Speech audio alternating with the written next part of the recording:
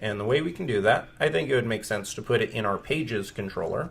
So we'll open up the Pages controller, and right here, add def and home. Hit save, come to the app, views, pages directory, right click, new file, hit save. Nope, and add a little glitch there, delete file. Okay, new file, hit save, home.html.erb, and here I'll just give a little heading tag that says homepage. And in the route, I don't want to define a homepage route in terms of the way we did up here. I want to actually create what's called the route path. And we've done this before, but it's always good to get a little bit of a refresher. So here I'm going to say home, and I'm pretty sure, I just called it home, but it should be pages #home. And now if I come and I get rid of all of this and just go localhost 3000, you can see we have a home page. And if I come to the terminal, run rake routes,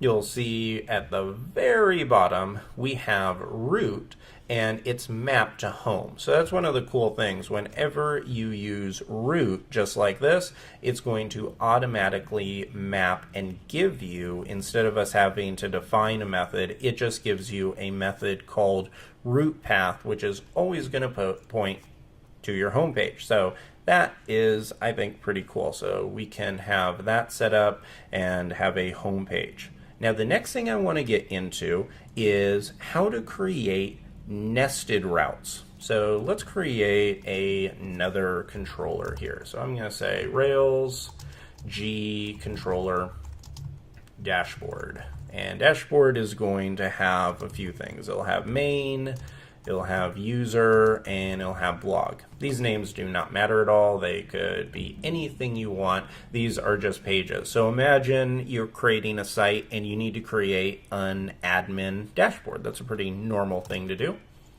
And so I'm going to create this, and if I open up my routes now, you can see that we have all of these dashboard items. So this is exactly what the controller thought we wanted, but in all reality, we may actually want to have a little bit different route, and that is something that also comes up quite often, and it happens sometimes on purpose, but then also what I've seen it happen in real life applications is where you were originally told or you thought you wanted to have a routing system one way, and then it turned out later that you wanted to change it. And so what we're going to do is take these routes, and let's imagine that these are for an admin dashboard. So we want to have a route that's actually looking more something like this, where it's admin dashboard main.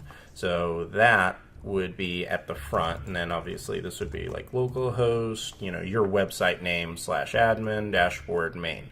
So what we are going to do in order to make that possible is use something called nesting, and we're going to use what's called a namespace in order to accomplish that. So I'm going to come here and say namespace admin do, and then each one of these items are, not all of them, just these three, these are going to be nested inside of our new admin namespace. Now, just doing this will not work, and I'll show you why. If we switch to the browser and I try to go to admin /dashboard main, just like this, it says uninitialized constant admin. So that is a problem, but what does that mean? If you look right here, what this actually means, if you notice, it's looking for a capital admin. This is not one of Rails' most, I should say, easy to understand kind of error messages, because uninitialized constant admin isn't really telling you the actual problem. But if you look down and look at our routes and see what we created, so let's do that right now actually in the terminal. So I'm going to say clear, rake routes. You're going to see something kind of interesting, and it is with the way the controller action works with nesting. So what this is saying here, these are our 3 admin dashboard routes. As you can see, this now says admin/dashboard and admin/dashboard for all 3 of these. So we got the right route. So notice here, our browser is going to be pointed to the right location. And our method names are good. But here, our controller, and this is the way the routing does the lookup. It's going to look through all of our files, and what it's doing when it sees a namespace, it says, okay, I'm expecting to have an admin directory and then have the dashboard controller inside of that. So what our fix is going to be inside of app, controllers, and I'm going to right click on new folder and say admin. And now we can right click and say reveal in Finder, and then just drag our dashboard into the admin directory. So now inside of our admin is our dashboard controller. There is one slight thing that you have to do that's not the most intuitive if you've never done it before, is this, like it's structured here, won't work.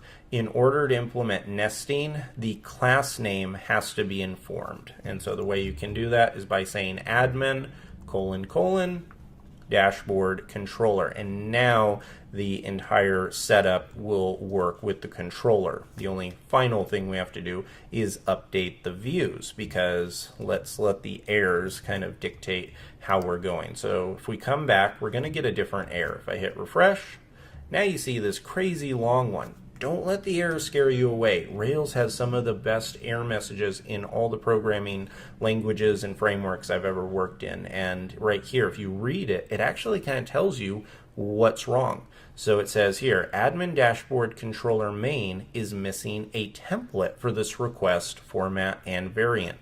So when it says right here, the keywords are missing a template. So what that is saying is if we come to views, dashboard, you can see that we have it, but remember that we moved our dashboard inside of a admin directory.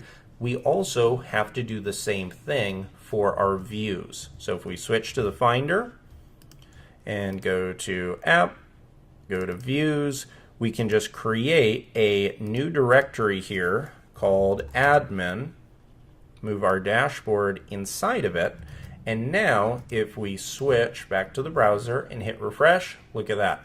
We now have fully nested that entire route, and it is admin/dashboard/main. So if I believe we had one called blog or blogs, yep, there it is. So now all of those items inside of our route, inside of our admin route, are all nested properly. So that is something that is very important, and I wanted to spend a little bit of time talking about how to perform nesting, because if you have an application that gets even moderately large, you're going to have to namespace a number of your routes. It's important to remember that full workflow of being able to nest your controller inside of the directories, inside their parent directories, and then also do the same thing for the views.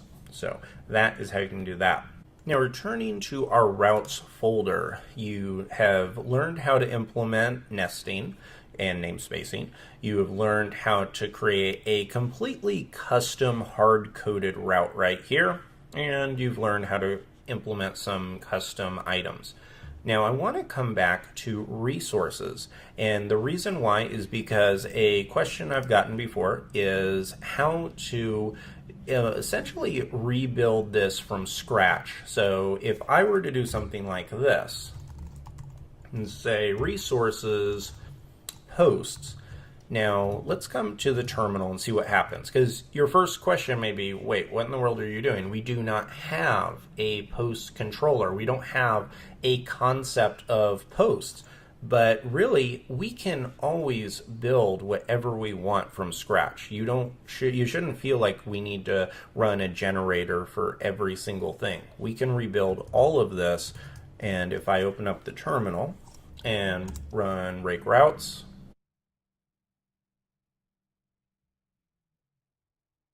you can see right here that we now have all of these nice post actions, and they're actually identical to blog because we use the resources item. Now, if I try to go in the browser and go to just posts, this is going to throw an error because it is looking for a post controller.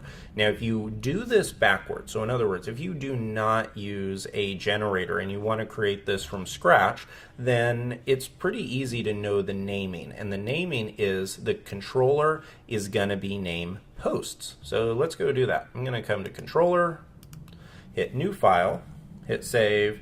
This is going to be called posts underscore controller. .rb, and it does have to be named exactly this because the route system is going to look for something that is called posts, and the naming has to match perfectly. The way Rails works is its parsing engine in the background is looking for names that line up, so that is important. And now we're going to create a class called posts controller, and it's going to inherit from application controller, and then we'll say end.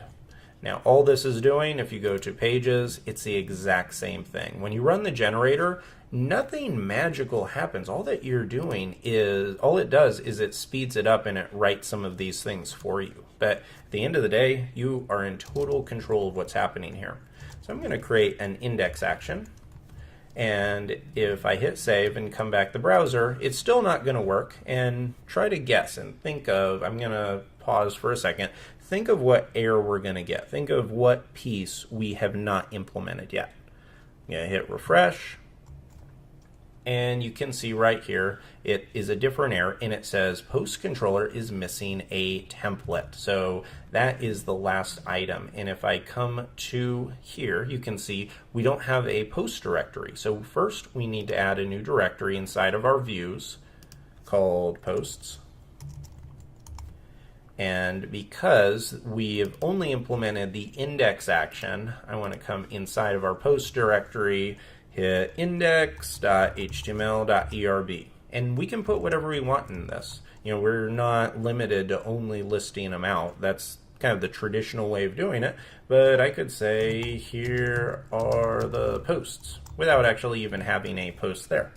So now if I come back and hit refresh, everything's working. So all of this is working, and see how quickly we're able to rebuild that entire thing, and we're able to leverage the resources method here and kind of wire things up backwards. We kind of just did a reverse engineering on what the controller generator does for us.